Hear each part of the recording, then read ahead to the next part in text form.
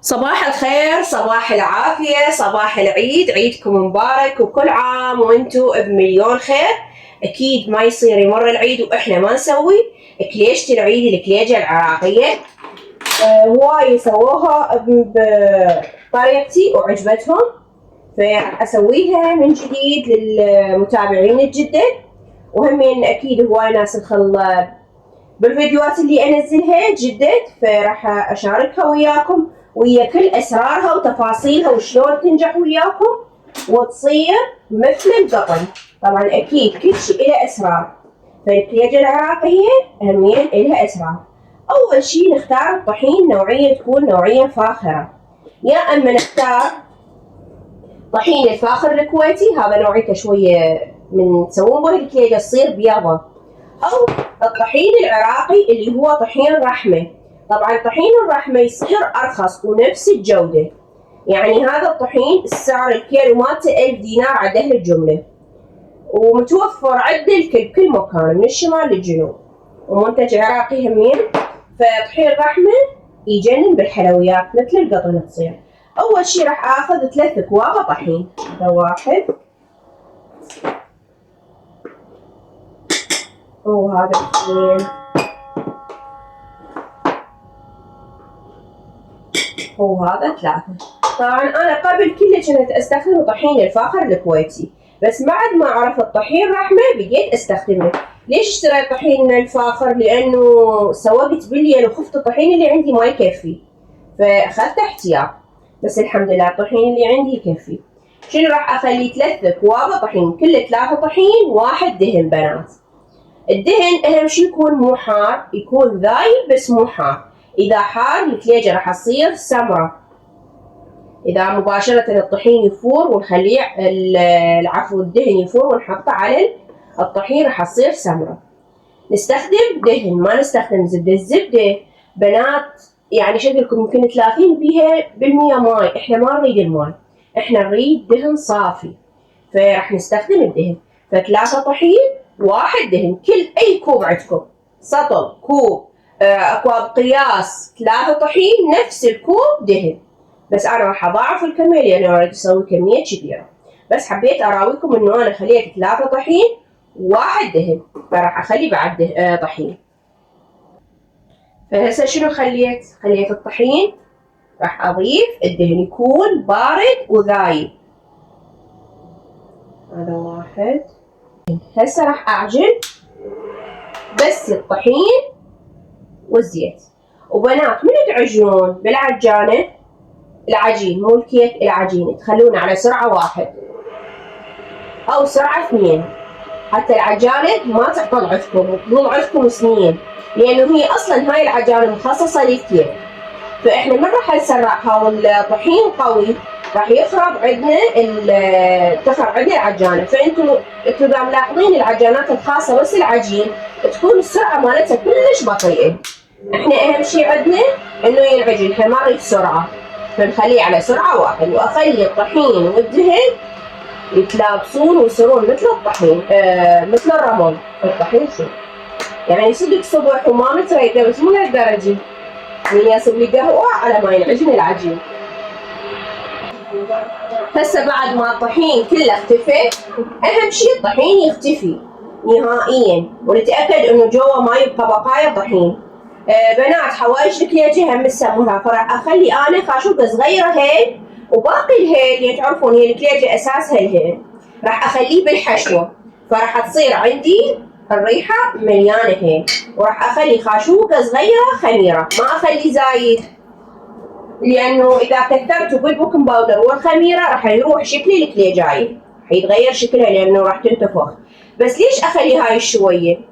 أقولكم ليش. حتى من نفرش العجينة ويزيد من عندها ويبقى يرتاح نقدر نستعملها مرة ثانية، ما يصير عندنا مثل اللاستيك. تمام. راح أخلي خاشوقتين طحين حليب باودر. هذه كل المواد اللي أحتاجها، وأكيد ما نستغنى عن رشة الملح. نخلي رشة ملح. راح أضيف شكر 3 قواشق لأنه أنا مضاعفة الكمية. 3 خواشيق شكر. هسه عندنا هذه المواد كلها، يبقى عندنا بس السوائل، نبدي نضيف بالتدريج. واكيد قبل لا اضيف الماي هنا أنا عندي بيض، هو مو ضروري البيض، بس انا شنو احب اخلي الصفار بس للدهن، فيبقى البياض حرامات، فش اسوي اخليه دائما للعجينه. فنفصل شنو البياض عن الصفار، نخلي البياض ويا الكليجة والصفار ناخذه. هذا الصفار الاول،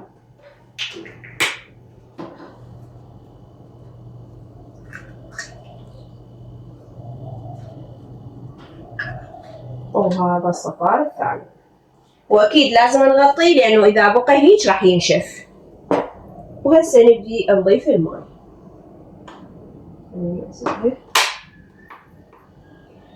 من تضيفون الماء وشفتوا العجينه صارت حلوه بعد بسرعه طفوا العجانه، لا تخلوها تظل تعجن مثل الفطائر او البيتزا، لانه احنا ما نريدها عجينه مطاطيه، ما نريد الغيلوتين يتفاعل بيها.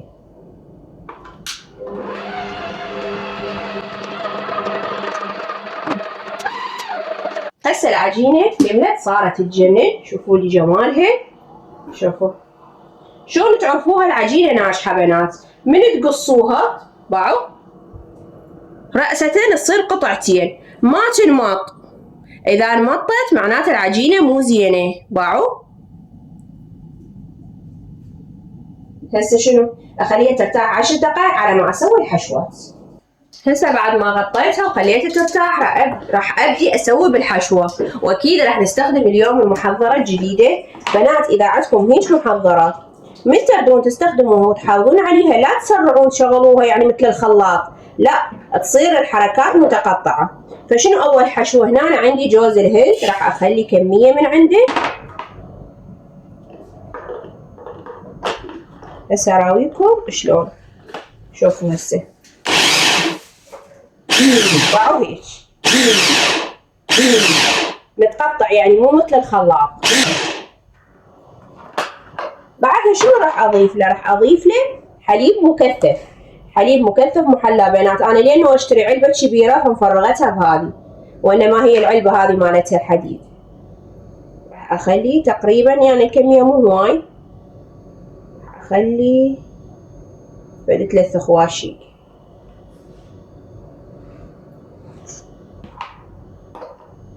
بعد ما تضيفين اي اضافات، بس الحليب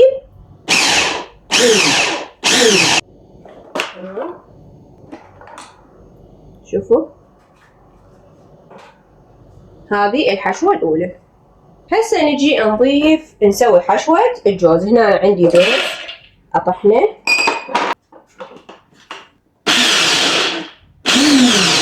أنا بعد ما انطيته طحنه شفتوا يعني ما قطعته، هو هذا الصوت يعني مرة مرتين وكافي، يكون بس متكسر، لا هو مطحون ناعم ولا خشن. راح أضيف له خاشوقة مليانة هيل، ما صارت مليانة. راح أضيف له خاشوقة شكر باودر، طبعا هذا الشكر أنا طحنته بإيدي يعني مو مطحون، مو أنا جايبته مشتريته مطحون، أنا طحنته بالطاحونة. وراح أخلي له عسل. إذا عندكم شيرة، أنا كل مرة أخلي شيرة بس ما عندي شيرة، فراح أخلي عسل. هو هذا أصلا يعني شيرة مو عسل، دائما أستخدمها للكاهي. فراح أخلي خاشوقة حتى شنو الحشوة مالتي تتماسك.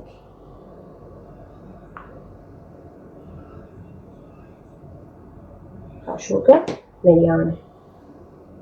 هسه شي نزلها، لازم نجيب خاشوقة ثانية وما نزلت. الحر اللي عندنا بالبصرة يعني لو ما كنت مبردتها كلش، شوفولي شلون ذاب من الحرارة. الله يجيرنا من نار جهنم. نعطيها خلطة واحدة بس، المكونات كلها تتلابس سوا. حضرت حشواتي كلها، وهنا العجينة مالتنا همين ارتاحت، والميز نظفته. راح اخذ قسم من العجينة، تمام، نرجع نغطيها حتى لا تنشف العجينة. واكيد استخدام المحلات. انا اول ما ابدي بيه من حشوة الجوز، لانه الفها بايدي حتى من اتعب بعدين. التمر انا اسويه مره واحده، يعني افرش العجينه واخلي التمر.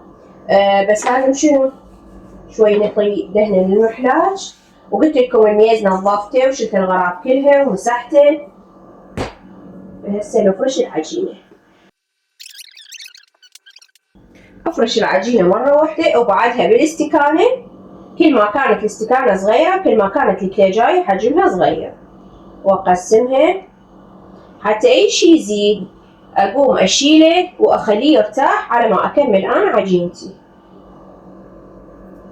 يعني هذه اقصد البواقي، هذه كلها اشيلها، ما اخليها لحد ما اكمل لف لانه راح تيبس. شوفوا هذا اللي يبقى ألمه وأخليه ويا العجينة يرتاح.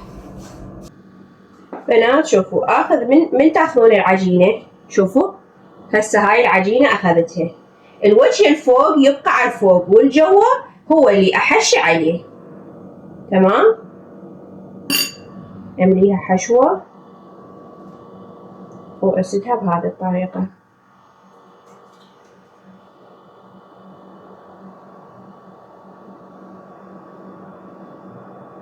وبعدها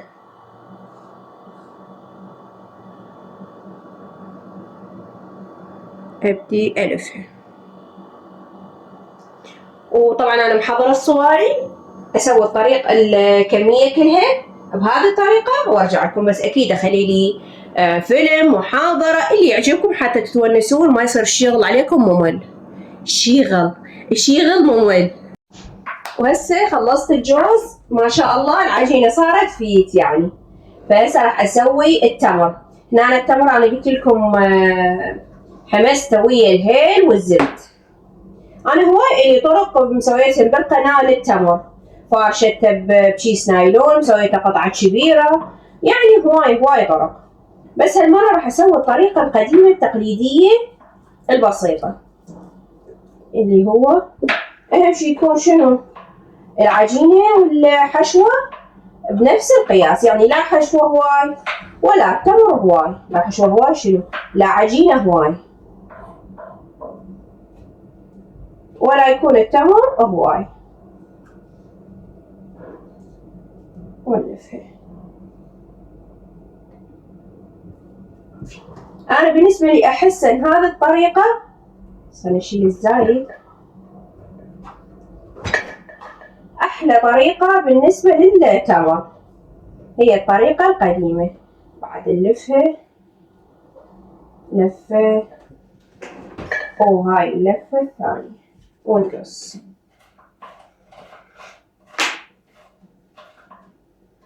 خليني أخلص العجينة كلها وبعدين أراويكم الطريقة. وهسه بعد ما صار نتلافه صار بهذه الطريقة حتى العجينة والتمر يتلابسوا سوا. تمام؟ وبما راح اسويها بالقزقاز. تقولون الخياطات هذا مو اسمه قزقاز لو لا؟ طبعا هنا صديقتي انا ما اسويها الصراحة بهذا، اسويها بالسكينة، بس قالت لي سويها بهذا تطلع شكلها احلى. انا عندي هذه وعندي هذه، ما اعرف راح اسويها بالاثنين. صدق شكلها يطلع احلى.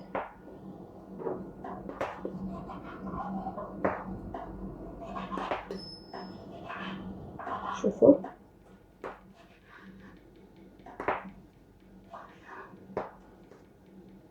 مو عيب واحد ياخذ نصيحة يعني غيره.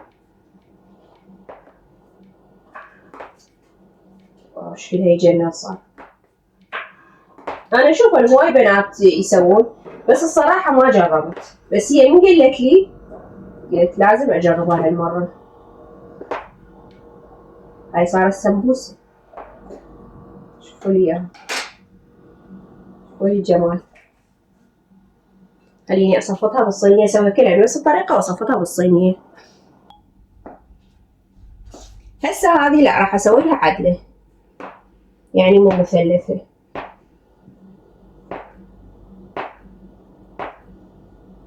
واخلي المسافة بقد هذه ربع الصبع، شوفوا حتى تصير كلها متساوية وشكلها مرتب.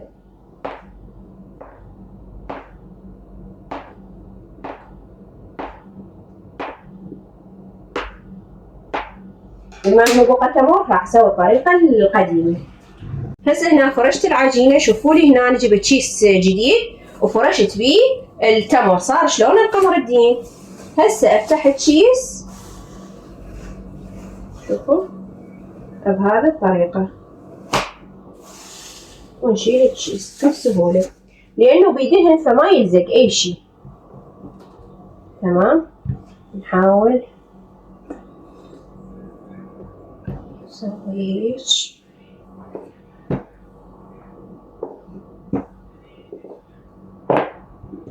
طبعا هسه لازم ألفه من الجهة الثانية، خلينا نروح من الجهة الثانية.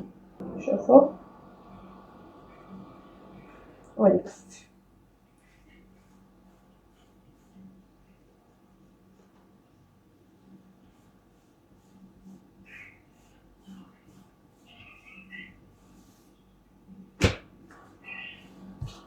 هذا الزايد لأنه مو كامل راح أقصه.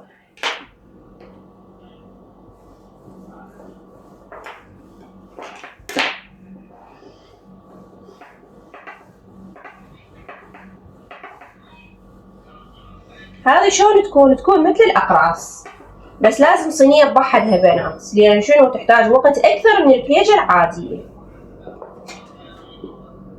نقص أطرافها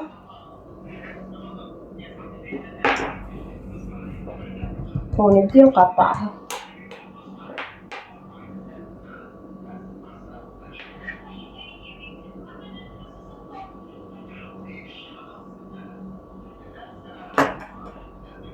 طبعا هي من تستوي يلا يبين شكلها، بس أهم شي تكون خفيفة.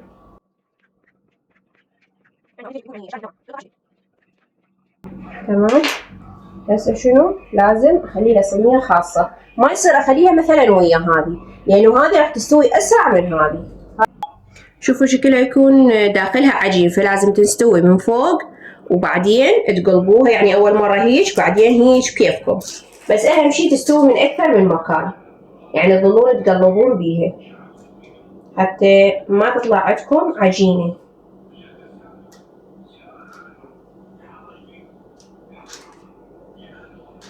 وأكيد لازم هذا الوجه يندهن. خليني أسوي هيك أول مرة حتى أدهن وجهها وبعدها أقلبها.